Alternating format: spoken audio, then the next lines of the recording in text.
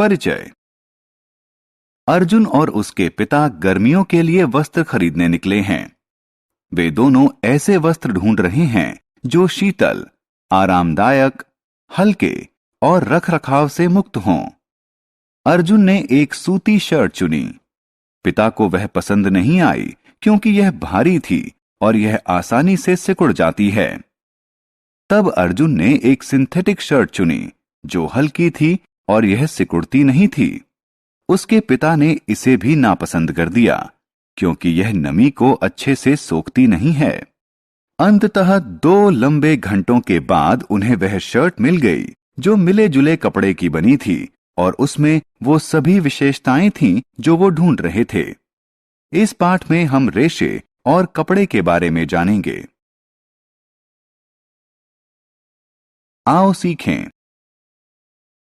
वस्त्रों का महत्व बताना, रेशे को परिभाषित करना, प्राकृतिक और कृत्रिम रेशे में विभेद करना, कपड़े की बुनाई, रंगाई, डिजाइन और सिलाई के बारे में बताना।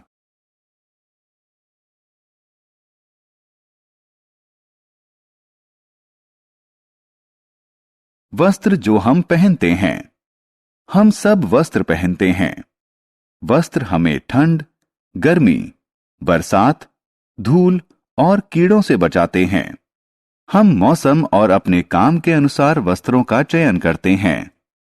हम जो वस्त्र पहनते हैं वो हमारे नजरिए और व्यक्तित्व को दर्शाते हैं। रेशा। रेशा वह कच्चा माल है जिससे वस्त्रों का निर्माण होता है। रेशे विभिन्न चरणों से गुजरकर वस्त्र बनते हैं। सबसे पहले कच्चे रेशे को लंबी लड़ियां बनाने के लिए आपस में ऐंठते हैं। इन्हें धागा कहते हैं। कपड़ा बनाने के लिए धागे की कताई बुनाई की जाती है। कपड़े का प्रयोग लोगों की जरूरत के अनुसार विभिन्न आकार और प्रकार के वस्त्र बनाने के लिए किया जाता है। रेशे 2 प्रकार के होते हैं। 1. प्राकृतिक रेशे। 2. कृत्रिम रेशे। प्राकृतिक रेशे। प्राकृतिक रेशे पेड़ों और जानवरों से बनते हैं। सूत, ऊन और रेशम कुछ प्राकृतिक तंतु हैं। सूत पेड़ों से प्राप्त होता है। ऊन भेड़, बकरी और ऊंट से प्राप्त होता है। रेशम रेशम के कीड़े से प्राप्त होता है।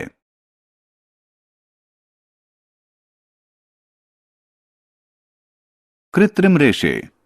कृत्रिम रेशे मानव निर्मित होते हैं। नायलॉन, पॉलिस्टर इत्यादि कृत्रिम रेशों के उदाहरण हैं। कृत्रिम रेशों से बने कपड़े सस्ते होते हैं, जल्दी सूखते हैं और सिकुड़ते नहीं हैं। आमतौर पर मजबूत और मुलायम कपड़ा बनाने के लिए कृत्रिम रेशों को प्राकृतिक रेशों के साथ मिला दिया जाता है।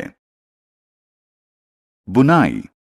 बुनाई वह प्रक्रिया है जिससे धागों से कपड़ा बनाया जाता है। इसके लिए धागों का एक समूह क्षैतिज रूप से बिछाया जाता है और दूसरा ऊर्ध्वाधर रूप से। इस तरह एक दूसरे को काटते हुए धागों को बुनावट कहते हैं।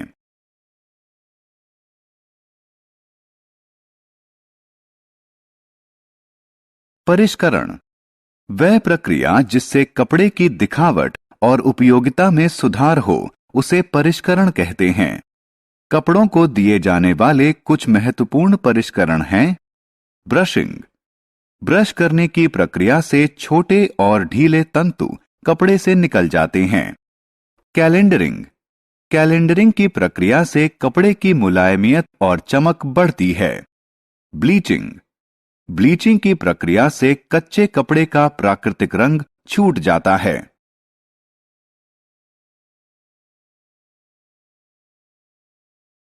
रंगाई।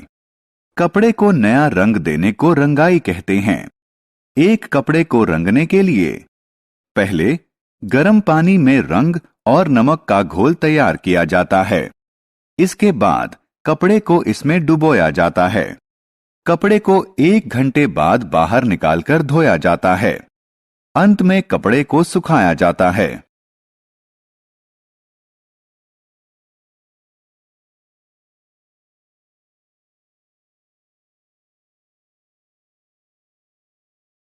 डिजाइनिंग।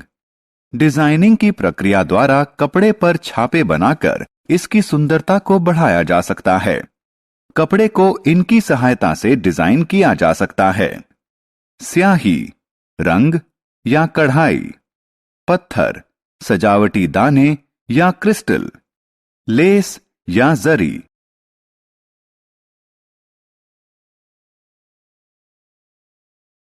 सिलाई। सिलाई वह प्रक्रिया है जिससे कपड़ों को वस्त्रों में बदला जाता है। इसमें कपड़े को सुई और धागे से सिला जाता है। पुराने दिनों में सिलाई हाथ से की जाती थी, लेकिन आजकल सिलाई मशीन से की जाती है।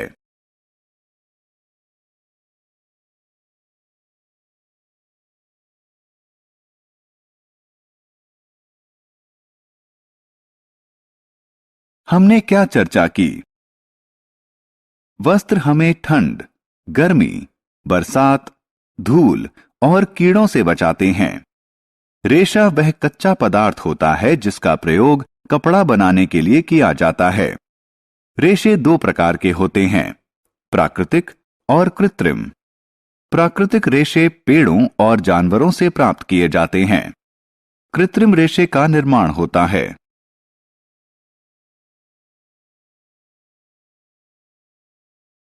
कपड़े का निर्माण एक जोड़ी धागों को आपस में एक दूसरे के समकोण पर बुनकर किया जाता है। कपड़े के परिष्करण में 3 प्रक्रिया शामिल होती है, ब्रशिंग, कैलेंडरिंग और ब्लीचिंग। कपड़े की दिखावट को बेहतर बनाने के लिए उसे रंगा और डिजाइन किया जाता है। सिलाई वह प्रक्रिया है जिससे कपड़े को वस्त्र में बदला जाता है।